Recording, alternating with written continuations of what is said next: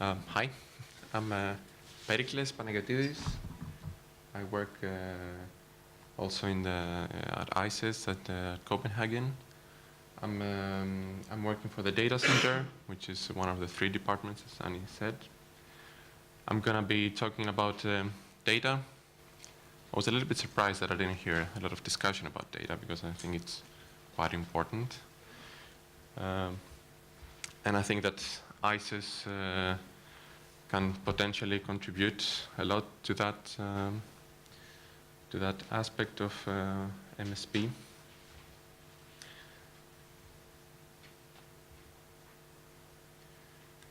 So I'm gonna try to present the ICES data center and describe what kind of data we're hosting. I'm gonna focus a little bit more on spatial data, as it's probably more relevant, and it's also my main focus. But I'm gonna also try to describe the rest of the data collections that we have.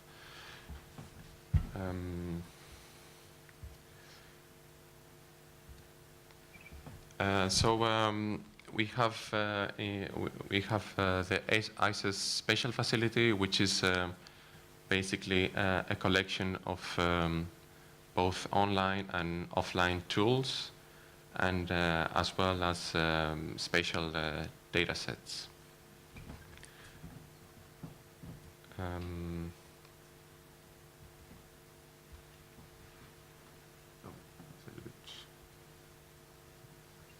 Hard to read, sorry about that. So starting from the bottom, that you can probably don't read, but I can read here. So we have some reference layers that are being hosted in our servers. There's both layers from that we have developed, but there are also a lot of layers that are coming from our expert groups, like the Marine Spatial Planning work group. And these are, of course, accompanied by some descriptions, like metadata. And they are available online in our web services. And they can be harvested or downloaded by anybody. They are free and quite easily accessible. And we also have, of course, a lot of offline tools that we are using to do calculations and provide support to our groups to do their assessments. To be a little bit more specific, one of our biggest portal is our Geoserver, which is hosting all those layers and shapefiles that I mentioned. It offers many capabilities like harvesting and downloading and uploading.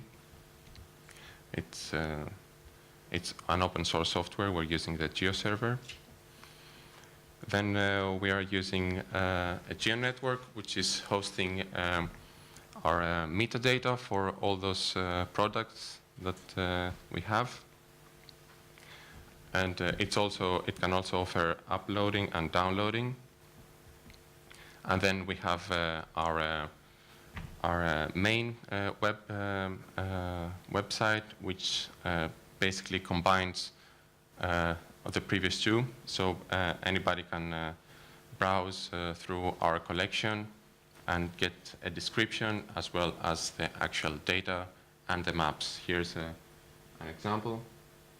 This is from the Marine Habitat mapping group, and you can see an overlay of a couple of layers, and underneath you can see the metadata with a link, so it's possible to go and read more about how this map has been made and information about the group.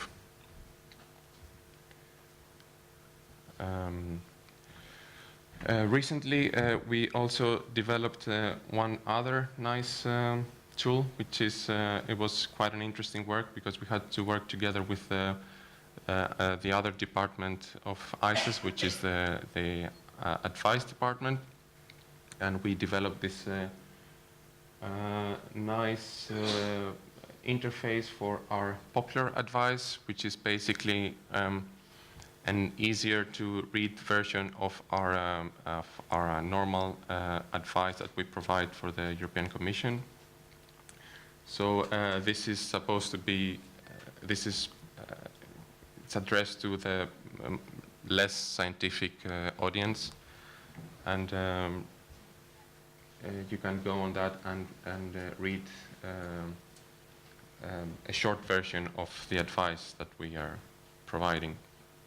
And you can also see that we have a stand downstairs, even though it's a little bit poor, but we do have one, and you can come and play with that.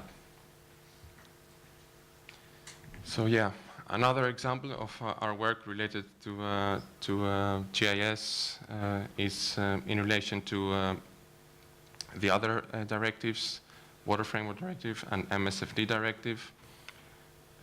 We were part of the European Topic Center, the Coastal and Marine Topic Center, and through that we were asked to produce reference layers for those two directives. So we had to collect the submissions from the countries and produce some reference layers that are going to be used for reporting. They're not yet published, at least not the MSFD layers, but I can show you how they look more or less. This is the MSFD regions and subregions. These were produced by the country submissions, and they were put together by us. And we also did a lot of corrections and topological fixes.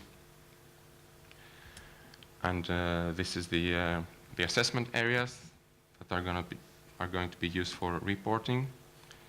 And of course, they are linked to the databases of MSFD and Water Framework Directive. And I'm guessing that for marine spatial planning, something similar might be relevant. Yeah, and recently we have been started using some more tools. We are trying to make our spatial facility even stronger. We have set up a new server that which is using the ICES server, and we have also set up a geoportal that hosts that can host metadata. We are now using the first one to provide Helcom one service related to stations, and the second we're using it to host a metadata catalog for our services. We also have a lot of other databases related to many parameters. They are grouped into those 7 categories. There are long time series of data sets. Some of them are more than 100 years old. And I believe that these data sets could be quite relevant to the MSP.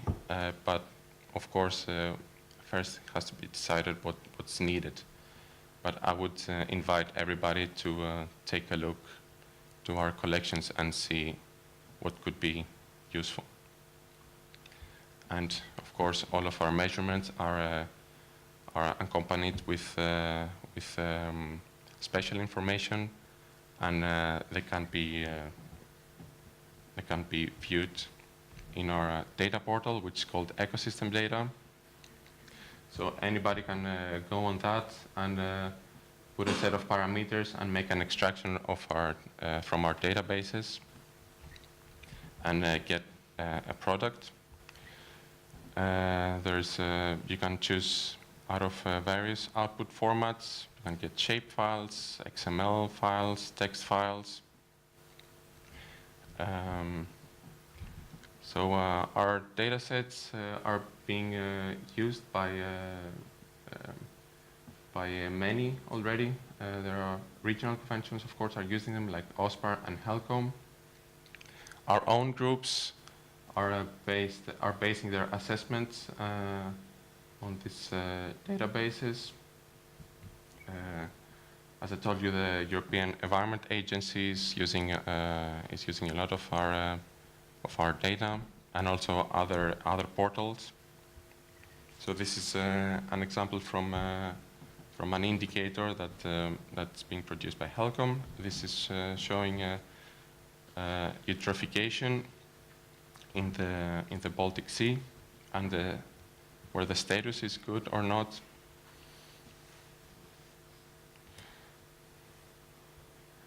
And this is another indicator developed by the European Environment Agency. It's shown chlorophyll.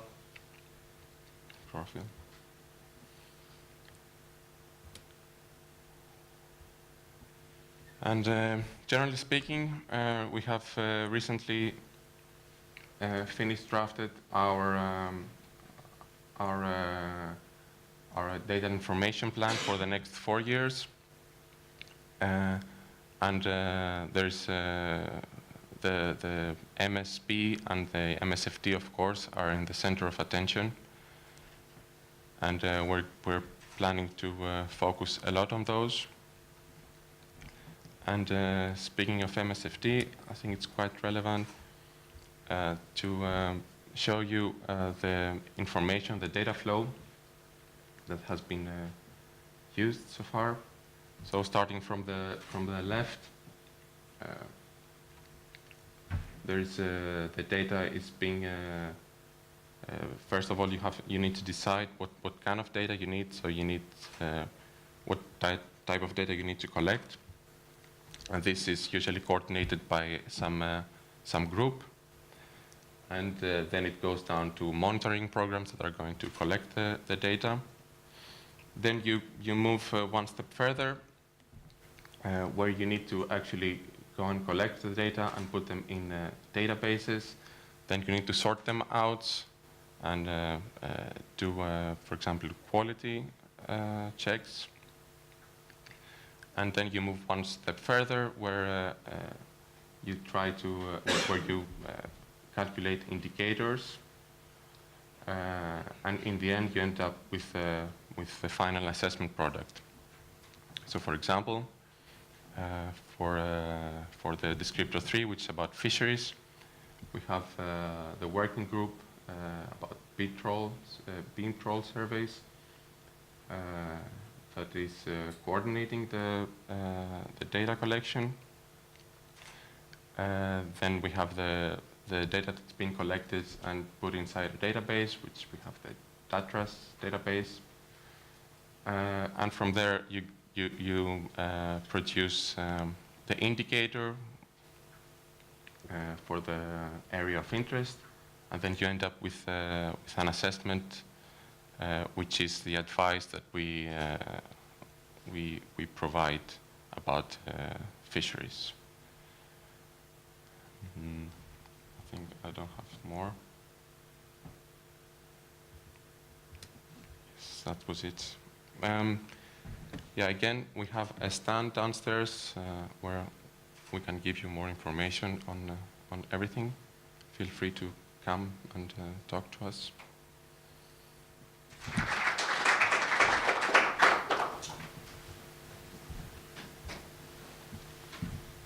thanks, Berkeley. That pretty much does it. That was the general overview of ICES experience and ICES relation to MSP and ICES software. So you heard the presentation from the first vice president of ICES downstairs, and then Annie from the advisory department, myself from science, Kyra from the working group on MSP, and Berkeley from the data center. So that pretty much gives you a general idea. Should you have any questions, yes, we still have 10 minutes or so please address them now.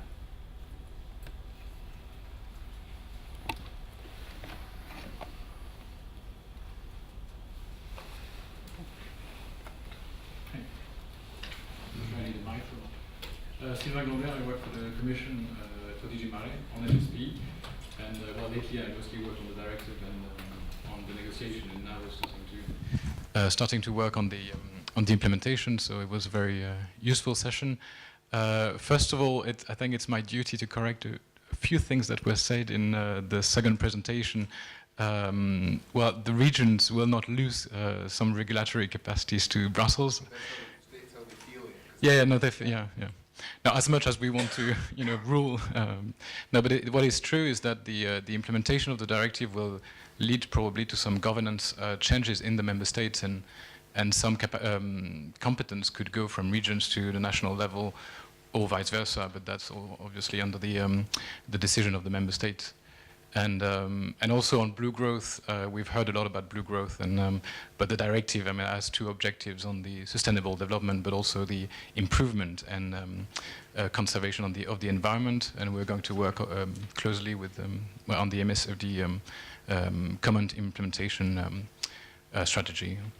But I have two questions. First of all, when you're moving from MSFD or CFP type of data advice to MSP, there are a lot of, well, it broadens the scope of data that needs to be used from, let's say, a habitat stock or ecosystem assessment to more economic data present and future. And I was wondering if ICES is going to go into that direction, or how is this going to be taken into account? I'm thinking especially on the flow of information at the end, which would need that kind of discussion between different data sets, so that come from, well, very different background. And the second question is on the risk risk management. I was wondering if you had more detail about this method, or if it has been applied somewhere, or if, yeah, that's it. Thank you.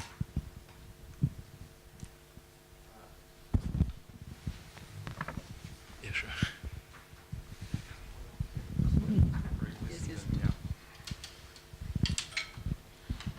Yeah, it's a good question.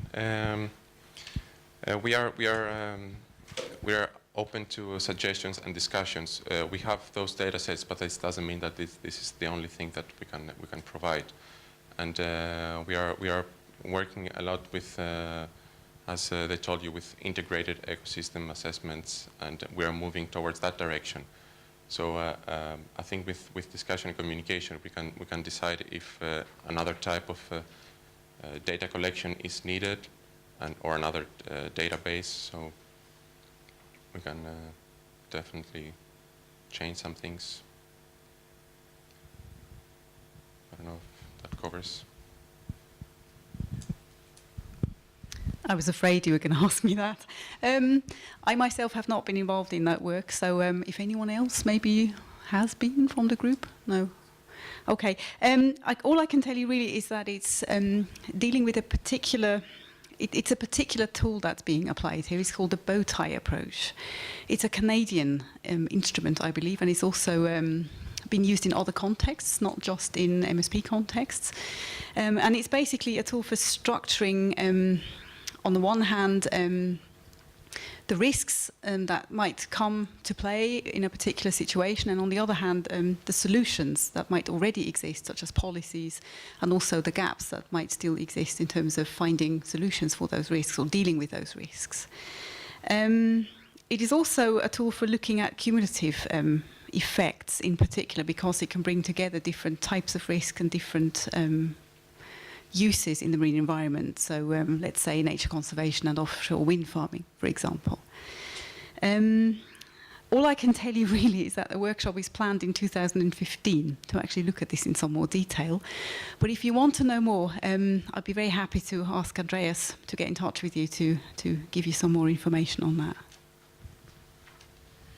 Yes, thank you. I'm Kai Trumpler from the Federal Maritime and Hydrographic Agency, and I have a couple of questions to the first presenter. First of all, I want to say I was at the MSP and Shipping workshop in Athens, and there was a presenter from the World Ocean Council. She's also from America, and she also described MSP as this process of drinking coffee and wine and endless, evening occasions. And now that you say the same, that really in America it's all dinner, cocktails, and everything else, I'm really wondering if, like, maybe we in Europe have the wrong approach to MSP. But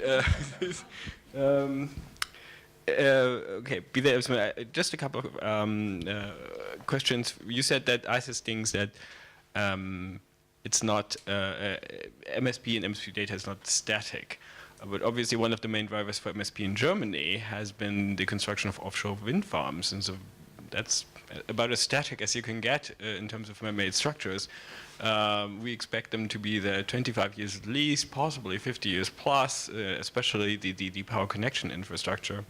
So the question connected with that is, do you think it's, I mean, should we go ahead, even though our information is imperfect now, and draw up an imperfect plan? Or should we rather wait till we have even more information and then draw up a more perfect plan, which will still be more perfect, but not totally perfect, because there could always be more information? And then just like one thing that I found very interesting is, because the whale example always comes up as an MSP example, is that is there new data on the actual number of whale strikes that have been recorded? And then I just have a question to Giva. So what is the difference between a study group and a working group?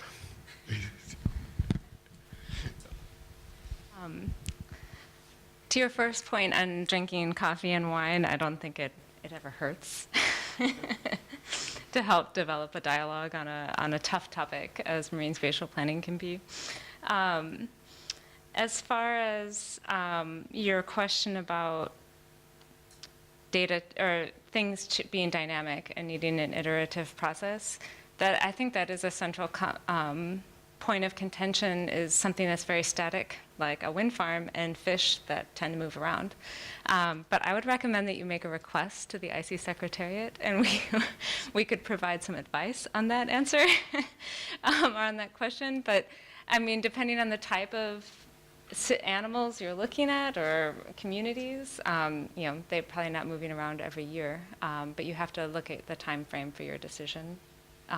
Like a wind farm has a certain lifespan that you need to plan for. So that's all dependent on the case, but we have to remember that, that animals aren't going to stay static. That's just part of the nature of the game. And recognizing that is more important than not planning for it. The last point on whale strikes, I'm not sure. I'll have to do some research and get back to you. But I'm sure that Stallwagon is actively looking at that, and the rules were just revised on ship speed in that zone to reduce the speed during the migration season for right whales. So I'm sure the data collection goes on in informing that policy decision. I won't need the microphone to answer your question because I just don't know. Pass that on to you. I won't need it either because I don't know either. But I think I need to. Science or advice? No, the study or working group. Study group and working group, what's the difference? I think in the past some of the groups were called study groups. I don't think that we have any new groups that are called study groups. All are working groups, but So it's just ICES. terminology. ICES speak. Yeah.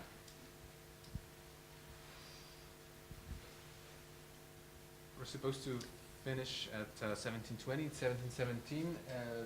Last quick question, comment? Well, if not, then I'll thanks again for your participation, and 17:30 we're supposed